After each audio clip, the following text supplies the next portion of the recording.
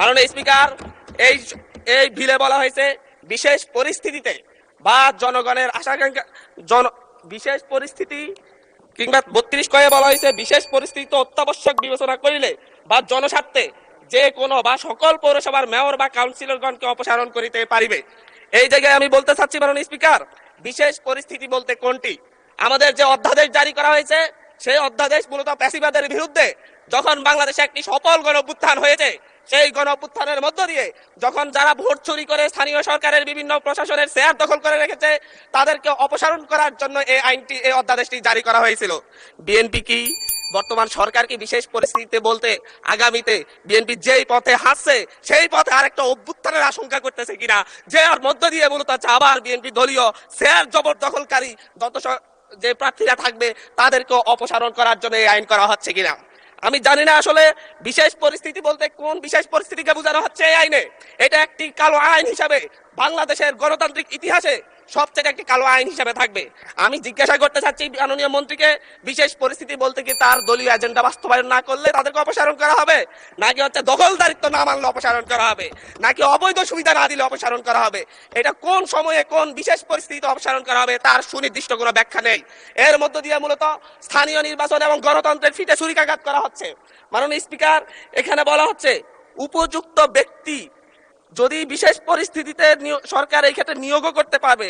এই আইনের অন্যান্য বিধান কিংবা আপাতত বলবৎ অন্য কোনো আইন যাহা কিছুই থাকুক না কেন, সরকার বিশেষ পরিস্থিতিতে অত্যাবশ্যক বিবেচনা করিলে জনস্বার্থে কোনো পৌরসভা উহার কার্যাবলী সম্পাদনের উদ্দেশ্যে একজন উপযুক্ত ব্যক্তি বা প্রজাতন্ত্রের কর্মে নিযুক্ত উপযুক্ত কর্মকর্তাকে পরবর্তী আদেশ না দেওয়া পর্যন্ত প্রশাসক নিয়োগ করিতে পারিবে। উপযুক্ত ব্যক্তি বলতে কি হচ্ছে দলীয় কোনো নেতা কিংবা লাঠিয়াল হবে, নাকি হচ্ছে কোন মন্ত্রী এমপির সন্তান হলেই হবে? এটা উপযুক্ত ব্যক্তি বলতে কাকে বোঝানো হচ্ছে তা কিন্তু আমরা বুঝতে পারছি না মাননীয় স্পিকার। মাননীয় স্পিকার, এর মধ্য দিয়ে নির্বাচিত প্রতিনিধিদেরকে সরিয়ে অনির্বাচিত শুধু মামা খালুর জোরেই বিভিন্ন প্রশাসনে বিভিন্ন পৌরসভা মেয়র কিংবা কাউন্সিলর পদে কিংবা সিটি কর্পোরেশনের মেয়র কাউন্সিলর পদে দলীয় নেতাদেরকে বসানোর একটি ফাইতারা করা হচ্ছে। মাননীয় স্পিকার, আমরা কোনো কথা বলতে গেলেই আমরা দেখি যে হচ্ছে বিভিন্ন সময় যখন হচ্ছে আওয়ামী সংসদ ছিল, ফ্যাসিবাদের সংসদ ছিল, তখন স্বজন হারানোর বেদনা উঠে আসতো মাননীয় স্পিকার।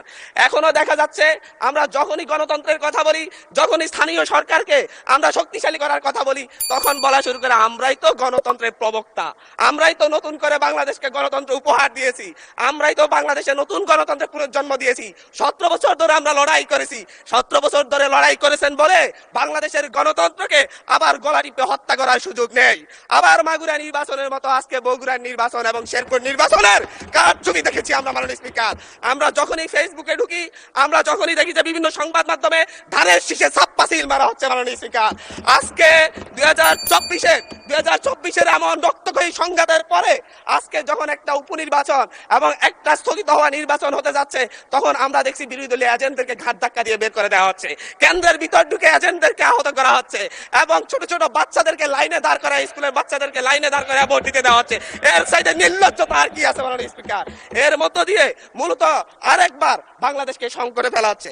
একটা বিষয় হচ্ছে আমাদের যে ট্রেজারি বেঞ্চ রয়েছেন, ওই ট্রেজারি বেঞ্চের নেতারা বারবার বাংলাদেশের গণতন্ত্রকে হত্যা করার চেষ্টা কিন্তু করেছেন, কিন্তু ওনারা ব্যর্থ হয়েছেন, আওয়ামী লীগের মতো সফল হন নাই।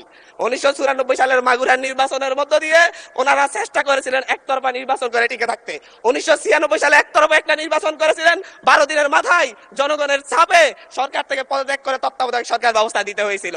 আবার 2006 সালে এসে বিচারপতির 2 বছর মেয়াদ বাড়িয়ে তারপর আবার ক্ষমতায় থাকার বন্দী করেছিলেন, কিন্তু বাংলাদেশের জনগণ সেই সুযোগ দেয় নাই।